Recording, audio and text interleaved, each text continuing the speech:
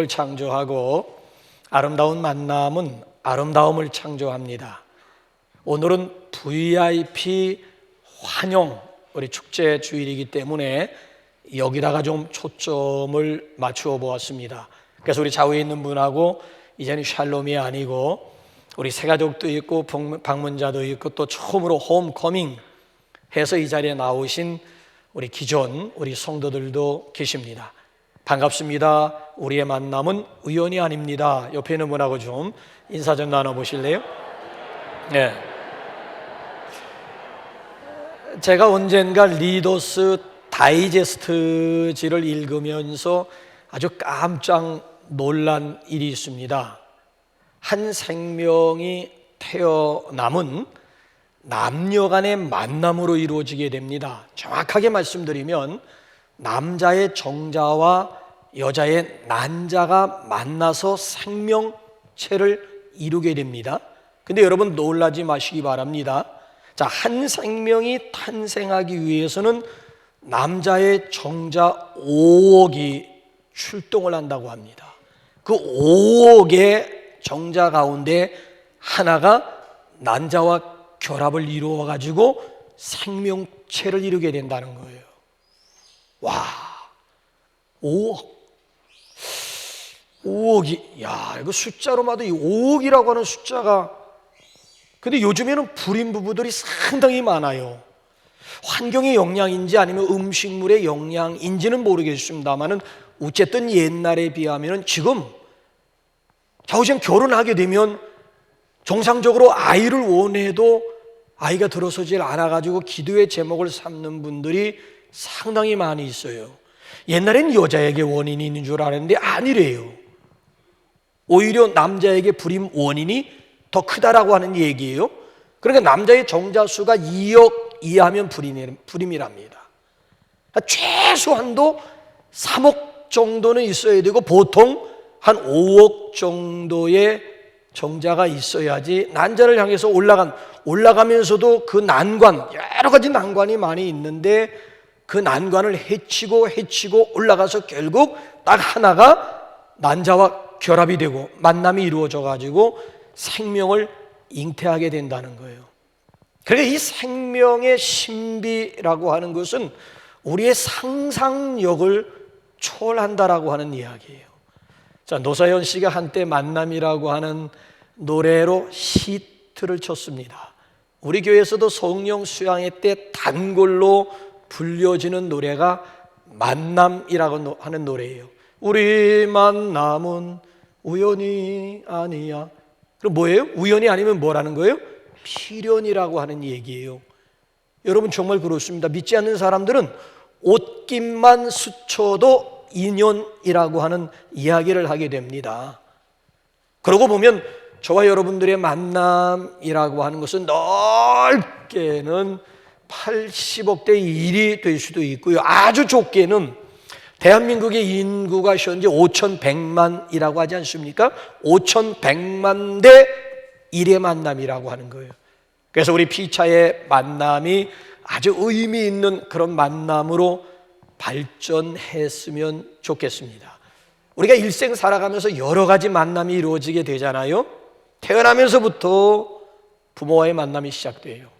자라면서 친구와의 만남, 선생님과의 만남, 선후배 간의 만남이 이루어지게 돼요. 또 장년이 되면서 직장 동료들과의 만남이 이루어지게 되고 나의 운명을 결정짓는 배우자와의 만남도 이루어지게 됩니다. 자, 이런 여러 가지 만남 중에서 가장 소중한 만남이 있다면은 바로 예수님과의 만남인 줄로 믿습니다. 왜 예수님과의 만남이 소중한가 하면 예수님과의 만남이 이루어지게 되면 역사가 달라지고요, 운명이 달라지더라고 하는 얘기지요. 여러분들이 아시는 대로 우리가 지금 세계적으로 공통적으로 쓰고 있는 달력이라고 하는 것, 내가 누누이 말씀을 드립니다마는 예수님이 역사의 획을 그은 거예요. 역사의 중심이 예수님이에요. 예수님. 그러니까 예수님이 이 세상에 오신 그 이전 세대를 BC라고 그래요. BC. 그래서 뭐 BC 4,000년, 3,000년, 2,000년, 1,000년 그리고 이제 예수님이 태어난 그 이후 지금까지를 AD 시대라고 그래요. AD. 그럼 BC와 AD가 무엇에 대한 약자지요? 이 정도는 알아야죠. 상식적으로 알아야지요. BC 4,000년, BC 3,000년 얘기할 것이 아니라 BC가 뭐에 대한 약자고 AD 2022년 지금 11월 20일 하게 되면 AD 2022년이라고 하는 것이 무슨 의미가 있는지는 알아야지요. 자, 한번 화면 다시 한번 띄워보세요. 자, BC라고 하는 건 뭐에 대한 약자예요? 저거 제 말이 아니고 여러분 종합백과사전, 즉 특별히 영문사전, 아주 이름이 있는 웹스터라든지 브리테니커라든지 이런 백과사전 찾아보면 동일하게 저렇게 나와요. BC는 Before Christ, 뜻이 뭐예요? 그리스도, 예수 이전 시대를 BC라고 얘기를 하는 거야. 또 AD는 뭐에 대한 약자입니까? 저거 라틴어입니다. 라틴어. Anno Domin이라고 하는 말, 라틴어로 Anno Domin이라고 하는 것은 영어 사전을 보게 되면 저렇게 번역을 했어요. In the year of our Lord, 우리 주님의 시대. 그래서 우리는 흔히 뭐 서기 2022년, 근데 우리 그리스도인들은 기원 후 2022년 뭐 그렇게 얘기합니다만은 예수 믿는 사람들은 정확하게 저기 나와 있는 AD에 대한 표기뼈 받아서 정확하게 번역한 것이 뭐예요? 주후 2022년 11월 20일. 예수님이 태어난 지 2022년하고도 11월 20일째가 되었다라고 하는 정확한 번역이에요. 그러니까 여러분 이건 그래서 세계인들이 알게 모르게, 신자들뿐만이 아니라 불신자들까지도 알게 모르게 이 역사 한가운데 중심을 이루고 있는 분이 예수 그리스도라고 하는 것은, 여러분 보세요. 입으론 시인하지 않는다 할지라도 저들이 사용하고 있는 시간 달력을 통해서도 매일같이 확인할 수 있는 바예요. 이건 정말 놀 자가 아닐 수가 없는 거예요. 예수님과 역사와의 만남이 이루어지니까 역사의 획을 긋게 되고 역사의 판도가 달라졌다라고 하는 얘기고요. 예수님과 개인과의 만남이 이루어지게 되면 운명이 송두리째 바뀌어지게 됩니다. 예수 믿기 이전과 예수 믿은 이후로 확연히 달라진 변화된 삶을 살게 되는 거예요. 그래서 바라기는, 제가 여러분에게 바라기는 우리 모두 이런 운명적인 만남이 있어지기를 주님의 이름으로 축원합니다. 자, 우리가 함께 읽은 이 본문 말씀을 보게 되면 천사장 가브리엘과 마리아와의 만남을 우리에게 소개하고 있는 내용이에요. 자, 천사장 가브리엘과 처녀 마리아와의 만남의 결과는 역사적인 메시아 그리스도의 탄생을 가져오게 되었다라고 하는 거예요. 이게 도대체 본문에 나와 있는 내용이 무슨 내용입니까? 천사장 가브리엘이 나사렛 시골 동네에 살고 있는 동정녀, 남자를 가까이 하지 아니한 처녀 마리아에게 나타나서 메시아 예수 그리스도가 태어나게 될 것임을 통보하는 내용이지요. 그래서 이걸 네자로 줄이게 되면 수태고지라고 얘기를 하는 거예요. 그래서 지금도 저기 북이스라엘 거기 갈릴리 나세렛이라고 하는 마을에 가보게 되면 이때 벌써 천사장이 나타나서 마리아에게 수태고지한 그 장소에다가 기념교회, 마리아 수태고지 기념교회가 세워지게 되었다라고 하는 거예요. 그래서 저는 이 시간 우리 VIP 환영 축제 주일을 맞이해서 천사장 가브리엘과 마리아와의 대화 내용을 통해서 기독교의 본질이 무엇인지, 아니 기독교의 핵심이 무엇인가를 함께 나누면서 또한 여기서 감사의 조건, 감사의 내용을 찾고자 하는 거예요. 자, 기독교를 대변할 수 있는 대표적인 말이 있다면 그게 뭘까요? 세 가지 단어를 이 시간 여러분들에게 소개해 드리려고 해요. 그 첫째가 뭔가 하면 조금 전에 은혜 뭐 이러면서 우리가 찬양 부르지 않았습니까? 모든 것이 은혜. 그러니까 기독교를 대변할 수 있는 첫 번째 용어를 꼽으라고 한다면 그게 바로 은혜예요. 자, 28절 30절 우리 한번 화면 한번 보면서 다 같이 한번 읽어볼까요? 시작. 은혜를 받은 자요 평안할지어다. 30절 내가 하나님께 은혜를 얻었느니, 이 두 구절을 종합하게 되면 무엇을 깨닫게 됩니까? 은혜를 받는 것이고 은혜를 얻는 것이에요. 자, 은혜를 받아야 평안할 수가 있다라고 하는 얘기고, 그 은혜는 하나님이 주신다라고 하는 거예요. 그래서 고린도전서 15장 10절 말씀을 보게 되면 나의 나된 것은 오직 하나님의 은혜로다 라고 고백을 했던 바울이 그 이후 성령의 감동 가운데 성경 서신서 13개의 서신서를 기록했는데, 그 13개의 서신서에는 공통된 형식이 있어요. 시작할 때 문안 인사가 은혜와 평강이 너에게 있을지어다. 은혜로 문안 인사를 하고요, 편지를 마감하면서 마지막 송령 가운데 은혜가 나와요. 너에게 은혜가 있을지어다. 그러니까 은혜로 시작해서 은혜로 끝나고 있어요. 그러니까 그만큼 우리 그리스도인들 삶 가운데서 가장 중요한 것이 있다면 그것이 바로 은혜라고 하는 거예요. 기독교와 다른 종교와를 구분짓는 결정적인 요소가 뭐냐라고 했을 때, 어떤 분들은 뭐 성육신을 얘기하기도 하고 기독교의 부활을 얘기도 하고, 다른 종교에도 비슷한 이야기들이 있어요. 다른 종교에도 성육신에 대한 비슷한 그런 스토리들이 있고요, 또 부활에 대한 비슷한 스토리들도 있어요. 이것이 과연 성육신 탄생이라든지 부활만이 기독교와 다른 종교와를 구분지을 수 있는 요소냐? 아니요. 그보다 더 본질적으로, 그보다 더 근본적으로 기독교와 다른 종교를 구분지을 수 있는 단어를 꼽으라고 한다면 그것이 바로 은혜라고 하는 단어예요. 여러분, 은혜라고 하는 말이 뭐예요? 은혜가 뭐예요? 그러니까 우리 정말 은혜 찬송 부르면서도 은혜가 뭐예요? 라고 물으면 여러분 뭐라고 대답하겠어요? 은혜라고 하는 것은 자격 없는 자에게 부어지는 하나님의 호의 내지 하나님의 절대적인 사랑을 의미하는 거예요. 내가 하나님의 사랑을 더 받기 위해서 내가 할 수 있는 일이 있다 없다? 없는 거예요. nothing. 내가 하나님의 사랑을 더 많이 받기 위해서 내가 막 뭘 할 수 그건 은혜가 아니에요. 그건 율법이지. 그건 은혜가 아니에요. 그래서 여러분들이 은혜가 무엇인가를 알기 위해서는 누가복음 15장과 로마서 5장만 읽으시면 이게 바로 은혜로구나 쉽게 깨달을 수 있어요.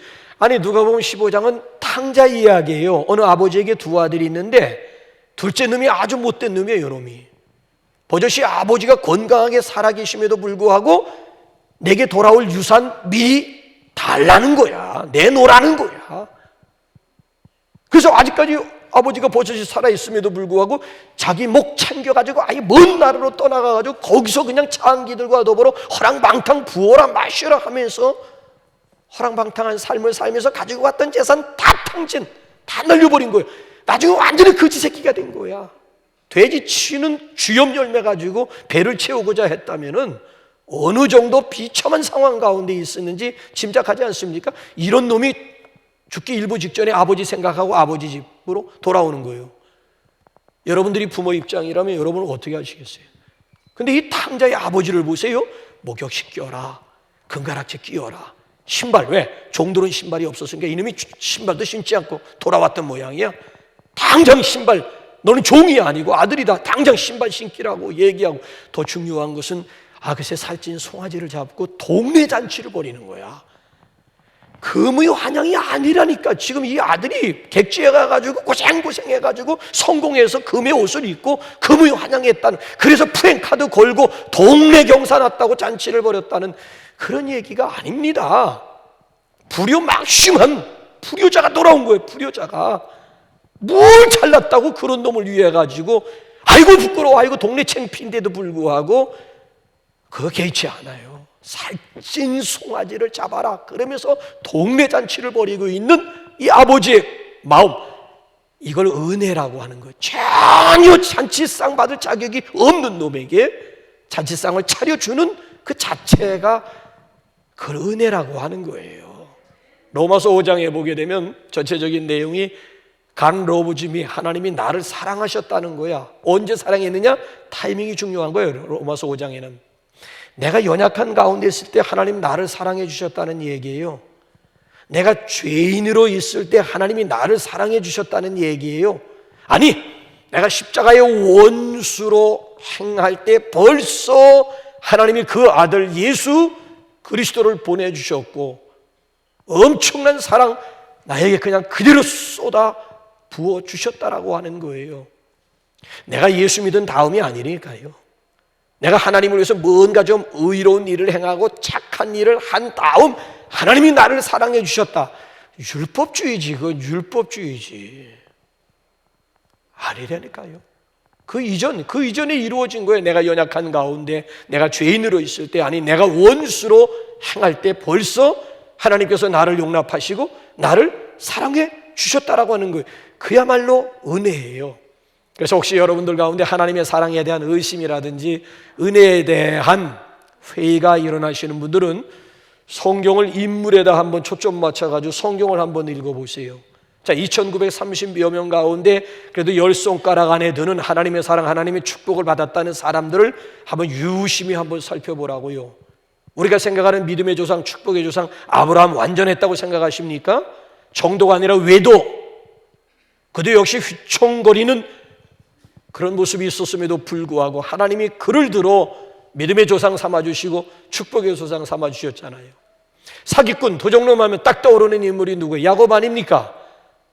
형님 속이고 아버지 속이고 심지어 멀리 바단 아람에 가서 외삼촌까지 속여먹은 이런 야곱이 하나님의 백성 이스라엘의 조상의 원조가 되는 거예요. 원조. 더군다나 간음자 아니면 살인자 하게 되면 떠오르는 인물이 누구예요? 다윗 아닙니까? 그럼에도 불구하고 하나님께서 내가 이새의 아들 다윗을 만나니 내 마음에 합한 사람이라 나의 뜻을 다 이루리라 그러면서 메시아 원조, 메시아의 조상 삼아주시지 않습니까?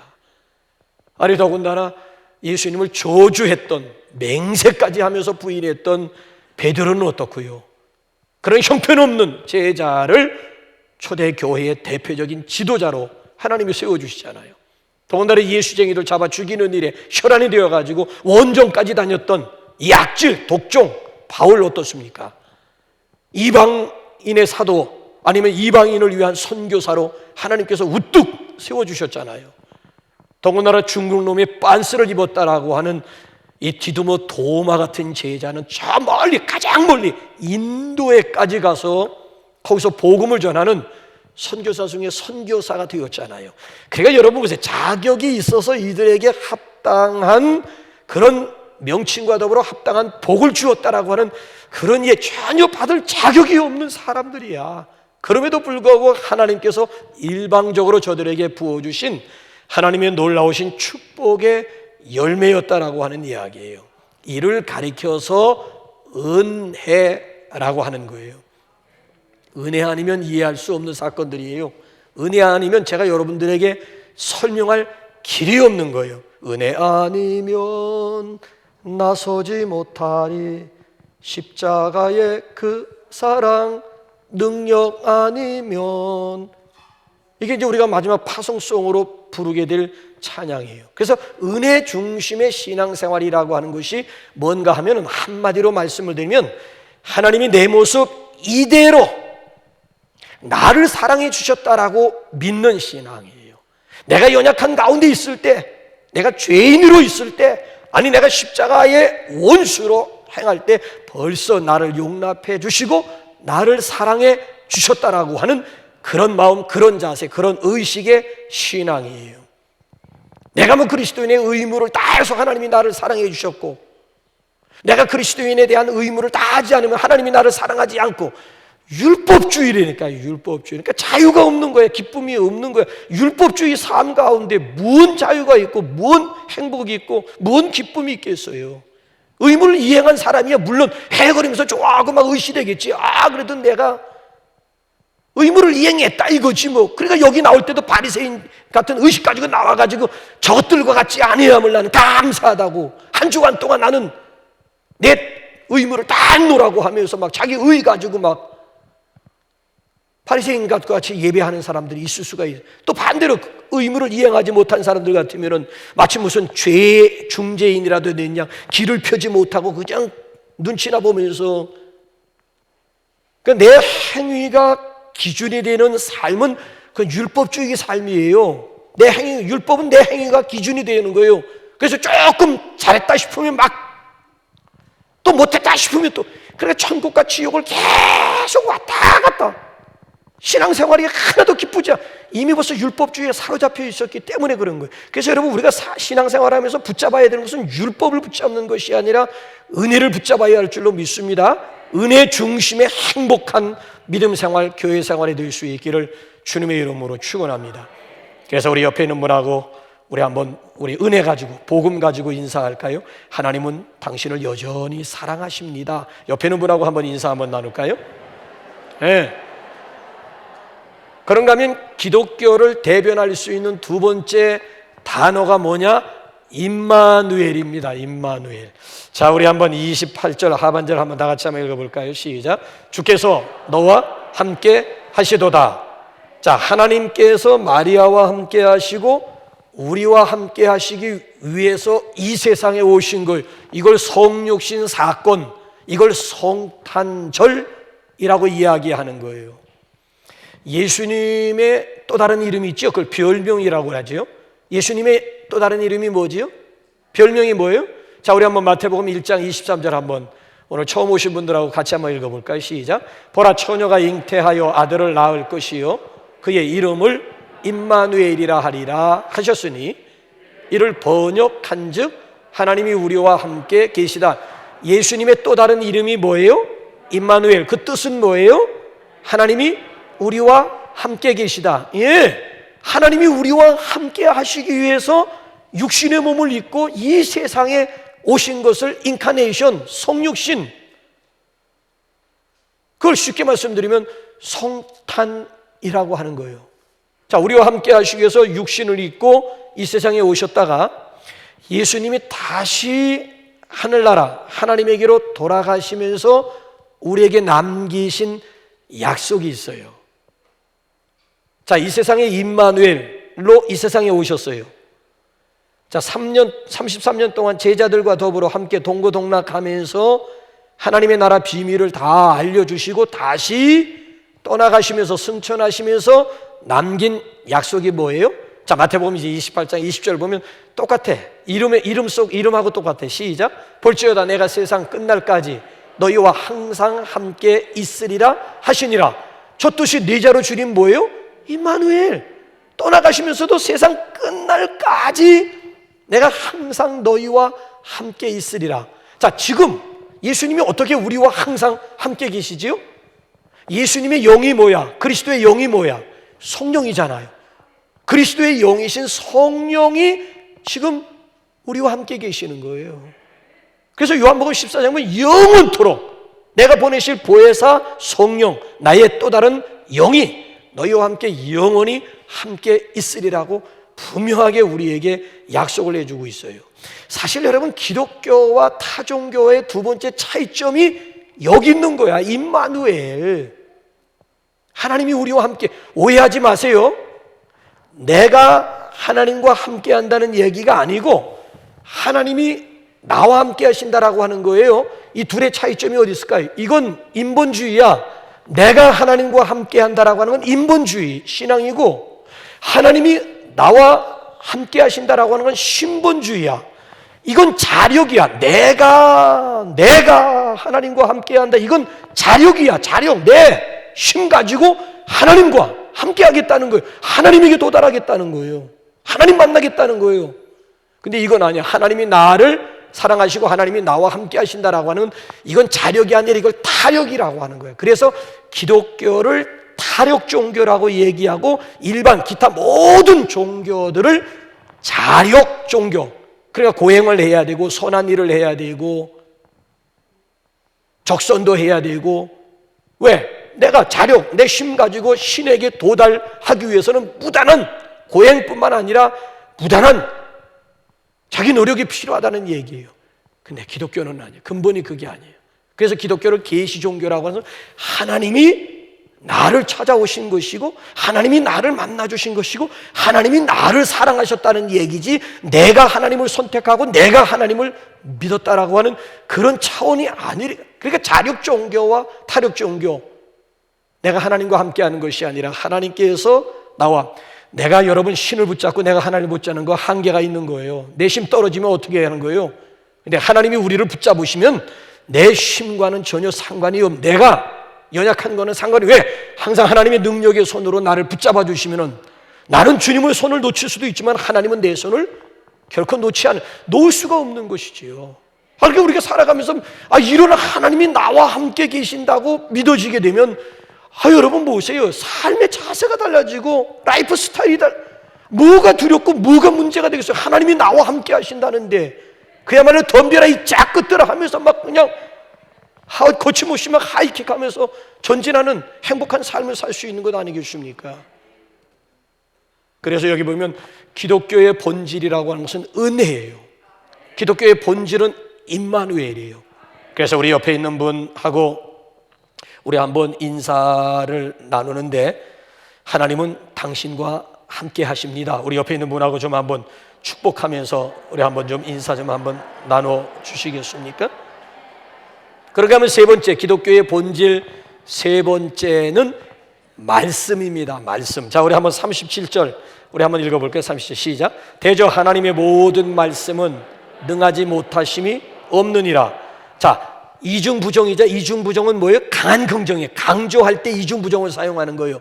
하나님의 말씀은 능하지 못하심이 없느니라. 그럼 뭐예요? 하나님의 말씀은 능하다라고 하는 걸 강조하기 위해서 이중부정문을 쓴 것이지요. 하나님의 말씀은 능하다는 거야.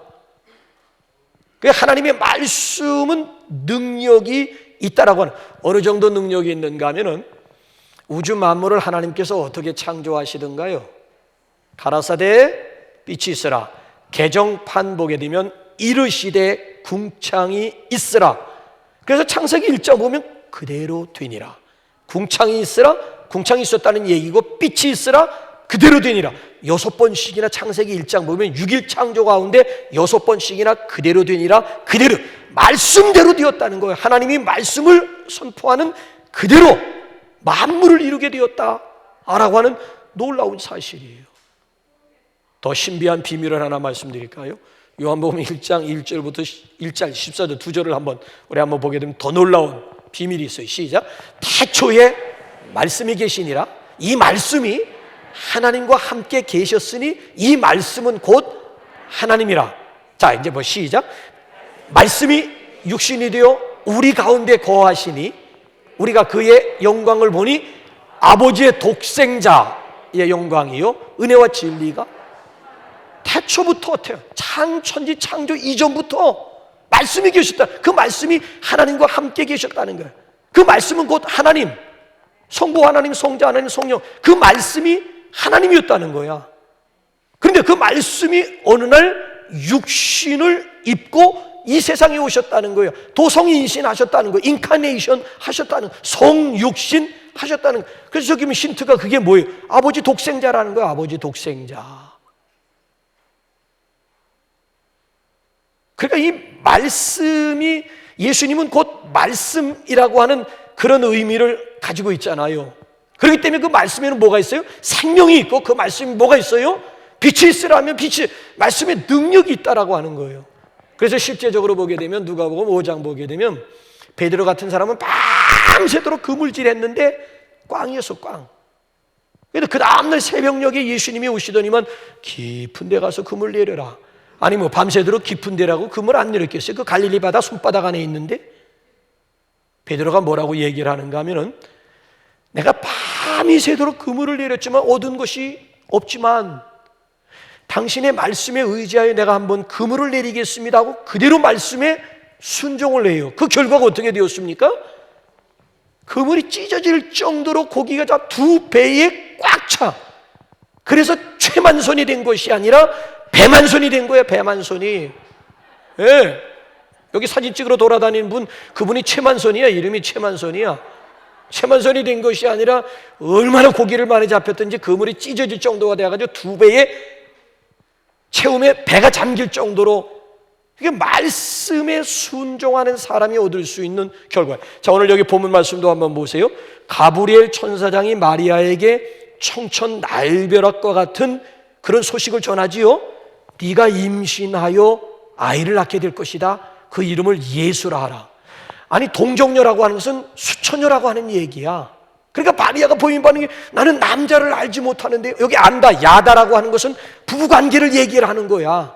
아니 나는 남자를 모른다는 거야. 그러니까 이 얘기는 무슨 얘기인가 하면, 아니 임을 봐야 뽕을 따든가 하지, 동치미 국물에도 마셔야지 뭐가 생기더라도 생길 것이지 동치미 국물도 마신 일이 없는데 뭔 아기는 뭐고 예수는 뭐냐라고 하는 얘기예요. 자, 이럴 때 가브리엘 천사장이 뭐라고 여기 지금 마리아에게 말씀하시던가요? 자, 이렇게 말씀하잖아요. 성령이 내게 임하고 지극히 높으신 이의 능력이 너를 덮으시리니. 그래서 부정모혈로 태어난 예수가 아니라는 거예요. 부정모혈이 아니고 성령의 능력으로 임신이 되어가지고 태어난, 그러니까 남자와 여자의 관계를 통해서 태어나면 죄인이기 때문에 그 죄인이 죄인을 구원할 수가 있겠어요? 그러니까 부정모혈이 아니고 마리아, 동정녀 마리아, 깨끗한 남자를 알지 못하는, 남자를 가까이 한 일이 없는 이 여자를 통해서 예수님이 이 세상에 오신 것은 전적으로 성령의 능력이었음을 그러니까 그분이 죄인을 구원할 수가 있고 그분이 죄인을 대신해서 우리가 받아야 될 지옥의 저주를 예수님이 십자가상에 달림으로 우리가 지옥 고통에서 자유함을 얻게 되었다라고 하는 놀라운 사실이 아니겠습니까? 그래서 오늘 여기 본문 말씀을 보게 되면 37절이 이거에 그 얘기에 한번 30절을 다시 한번 보세요. 시작. 대저 하나님의 모든 말씀은 능하지 못하심이 없느니라. 말씀이 곧 능력이라고 하는 얘기고요. 이에 대해서 저는 마리아의 반응이 정말 궁금해요. 마리아가 어떻게 반응을 보였을까요? 자, 우리 한번 38절 한번 읽으면서 정리할까요? 시작. 마리아가 이르되 주의 여종 이오니 말씀대로 내게 이루어지리다. 말씀의 능력을 그대로 억색 턴스한 거야. 그대로 수용, 그대로 접수한 거야. 그냥 아멘. 그 말씀에 대해서 대저 하나님의 모든 말씀은 능치 못할 일이 없는 아멘 하면서 그대로 말씀의 능력을 그대로 받아들였어요. 그래서 아멘의 결과가 누가복음 2장에 보게 되면 아기 예수님을 품에 안음으로 비로소 만인의 어머니, 지구상에 있는 모든 사람들이 존경하면서 우러러볼 수 있는 만인의 어머니가 되었다라고 하는 그런 얘기가 돼요. 순종의 결국을 본인의 눈으로 목도할 뿐만 아니라 자기 몸을 통해서 순종의 결과를 몸으로 경험할 수 있었다라고 하는 그런 이야기가 돼요. 그래서 여러분, 우리 기독교를 굳이 종교로 분류한다면은 기독교는 한마디로 말씀의 종교예요. 말씀의 종교. 북 아닌 더북, 그 말씀의 종교라고 할 수가 있는 거예요. 기독교와 말씀과 기독교는 따로 분리해서 생각할 수가 없어요. 왜? 예수님 자신이 말씀, 우리가 예수 믿는 거 아니겠어요? 예수님 당신 자신이 말씀인데 말씀과 기독교는 분리할 수가 없는 거예요. 그러니까 말씀과 성령과 말씀이 있어서 기독교인이 되고 교회를 이루게 되는 거예요. 그래서 오늘도 그 말씀에 순종하는 사람이 그 결과를 보게 될 줄로 믿습니다. 그래서 오늘도 나로 하여금 말씀 앞에 순종하지 못하게 되는 이유가 뭐예요? 내 스스로가 말씀 앞에 정직하게 서지 못하는 이유가 무엇이라고 생각하십니까? 내 생각에 맞지 않는다는 거죠. 이게 내 생각과는 내 경험 가운데 없다는, 여기 나와 있는 내용들이 지금까지 내 경험 가운데 없다는 얘기지요. 과학적으로 볼 때, 합리적으로 볼 때 이 뭔가 좀 때로는 불합리하게 보이는 그런 가르침도, 그러니까 이게 과학적으로 또는 합리적으로 이게 맞지 않다라고 하는 여러분들의 생각 때문에 그렇지요. 지금까지 전혀 학습한 바가 없는 그런 내용들이라고 하는, 그래서 우리가 이 말씀에 쉽게 우리가 아멘하면서 순종하지도 못할 뿐만 아니라 그래서 정직하게 우리가 말씀 앞에 서지 못하잖아요. 그러니까 우리 손에 있는 이 성경책이 하나님의 말씀이라기보다는 이스라엘의 역사책 그 이상도 그 이하도 아닌 것이 되어버리고, 때로는 책장에 그냥 꽂아놓는 장서용 외에는 아무런 의미가 없는 그런 말씀이 되고 있잖아요. 바라기는 하나님의 말씀은 살았고 운동력이 있음을 믿으시기 바랍니다. 하나님의 말씀은 좌우에 날이 선 어떤 검보다도 예리하여 혼과 영과 및 관절과 골수를 찔러 쪼개기까지 할 수 있는 능력이 있음을 믿으시기 바랍니다. 시들어졌던 우리의 영과 육을 다시 새롭게 할 수 있는 그런 생명의 말씀임을 믿으시기 바랍니다.